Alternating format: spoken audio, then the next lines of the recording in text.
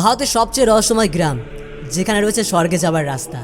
বলা হয় ভগবান গণেশ নাকি এখানে বসে লিখেছিলেন মহাভারত, এবং বলা হয় এটাই নাকি ভারতবর্ষের শেষ গ্রাম, উত্তরাখণ্ডের মানা গ্রাম, যে গ্রামকে ভারতবর্ষের শেষ গ্রাম হিসাবে পরিচিত।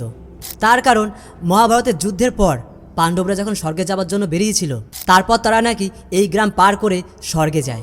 যদিও এখানে পৌঁছাতে পৌঁছাতে শুধুমাত্র যুধিষ্ঠির কিন্তু বেঁচে ছিল, এবং গঙ্গা, যমুনা এবং সরস্বতী এই তিন বোনের মধ্যে একমাত্র সরস্বতী নদীকে দেখা যায় এই গ্রামেই। এবং বলা হয় পঞ্চ পাণ্ডব যখন এই পথ ধরে স্বর্গের দিকে রওনা দিয়েছিলেন, তখন কিন্তু দ্রৌপদী মাতা এই সরস্বতী নদীতে কিন্তু স্নান করেছিলেন, কিন্তু তারা কিছুতেই এই সরস্বতী নদীকে পার করতে পারছিলেন না।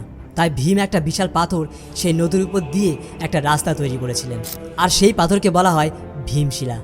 এইরকম আরও অনেক রহস্য রয়েছে এই মানা গ্রামের, সেটা নিয়ে আমরা একটা বড় ভিডিও বানাতে চলেছি। তার জন্য কিন্তু আমাদের চ্যানেলটা অবশ্যই সাবস্ক্রাইব করে দেবেন।